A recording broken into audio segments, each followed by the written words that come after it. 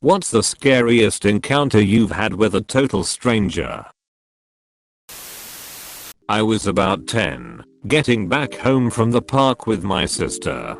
She, being the stubborn younger I need know older sister playing mom to me sibling, walked purposely 20 meters ahead so nobody would even think we were together.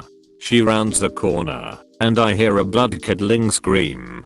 I never covered 20 meters so fast in my life. I round the corner, and there's a man, holding my sister by her throat, dragging her into an opened car parked nearby. When he sees me advancing and yelling incomprehensibly, I honestly don't know what I yelled. I was scared out of my wits, and he realizes there's two of us. He drops her, jumps into the car and drives off. She had fingerprint-shaped bruises on her throat for days. Holy moly, just reading this is scary. This is why you always walk with someone. Went to a yard sale with my aunt when I was like 5. A little boy, about the same age as me, approaches me and tells me to come inside to meet his dad. I wander off with him without my aunt noticing, and he brings me into the house where the yard sale is taking place. We go down to the basement and there was his naked dad, lying on a couch excitedly greeting me, as if he'd been awaiting my company or something. I actually don't remember much after that. I just got out of there as fast as possible, and it's been a strange memory of mine ever since. I hope that little boy is doing okay. Well, that's scary as shit. I'm glad you were able to get away, but geez Louise, that poor boy. I will never forget it. When Ghostbusters 2 came out, I wanted to see it. My mom took me to the local theater. I think I was around 9. I needed to use the bathroom, so I ran down the small hall and turned the corner when I saw a much older man come out of the bathroom. When he saw me, he stopped, went back in. When I didn't move, he opened the door, peeking his head and arm out, motioning me to come towards him. I probably looked like a deer in headlights. I didn't move. It was frozen until he said, come on in. Panic rushed over me, and I ran back towards my mom, who said I was pale white. She quickly left the theater with me and went home. Stranger danger worked out that day in the 80s.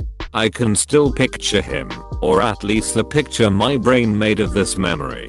Edit. Sorry I can't get to everyone's questions, but I truly thank you for sharing your stories. I had no idea how common this was for little kids. I'm so glad most, if not all of you ran back to safety. It saddens me for the kids that didn't have that instinct. No kid deserves to be scared or coerced by another adult, regardless of intentions.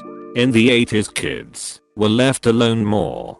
We were left at amusement park as teens, kids at mall arcades. It is just how it was. Without the internet, you never knew what was outside the general area of coverage, unless it was extreme and made it to national news. Today we know what could be lurking behind open doors, vans, and corners, but that doesn't make it any better.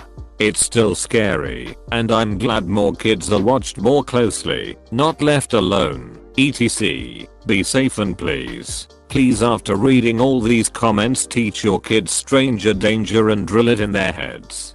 Edit. 2. Thank you for all of the awards and all the stories. Although, hearing all these stories reminds me that it can be very scary out there. Keep safe and healthy, everyone. Thank you, everyone. A similar thing happened to me when I was 10 at a drugstore. I was reading a comic when a man who looked like Santa started talking to me. He had duct tape and paper towels in his cart. I remember cause I spent a lot of time in there and never knew they had carts.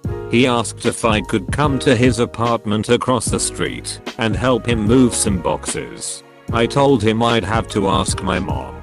Then he leaned in and quietly added that he had some penthouses I could have in exchange.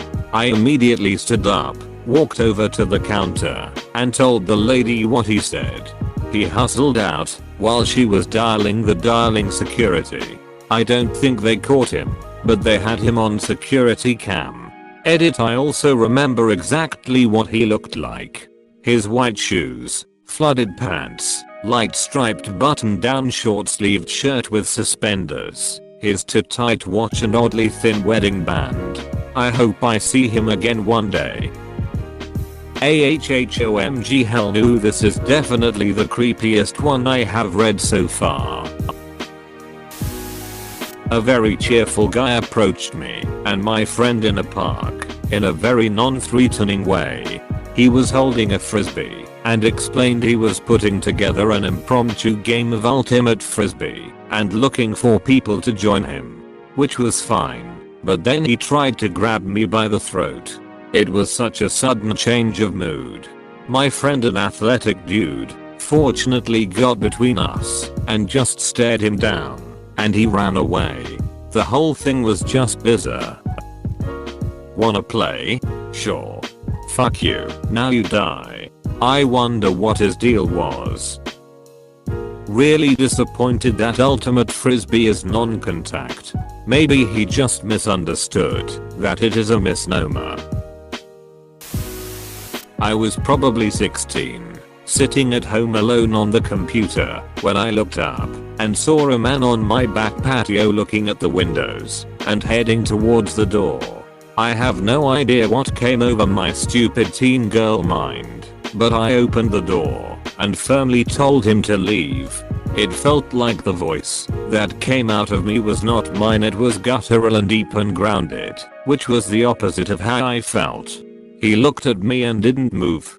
He wasn't shocked. It was sort of like he was trying to challenge me or scare me by holding his ground.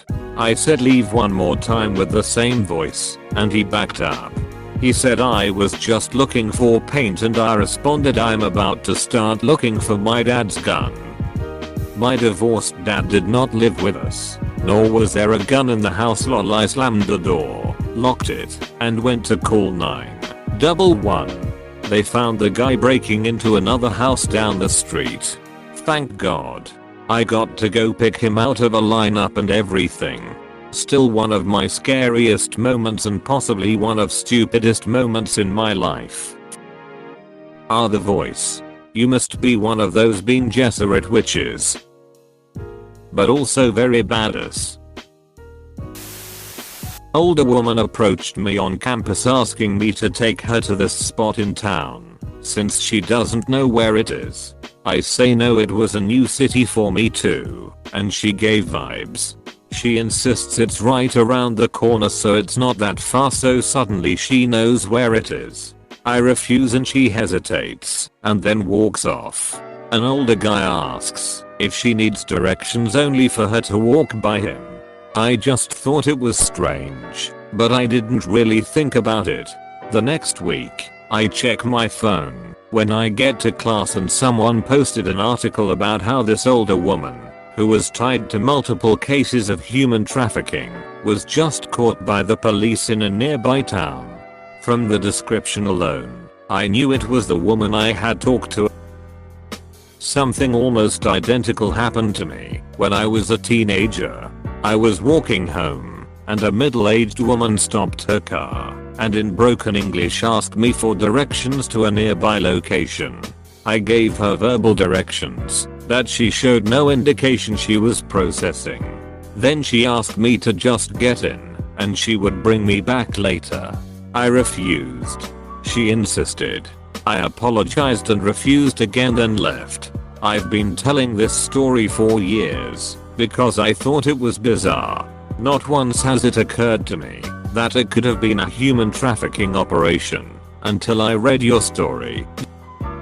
Your story makes me wonder about mine too. Very similar, but approached at a gas station, although the vibes of the woman made me more think she was on drugs of some sort.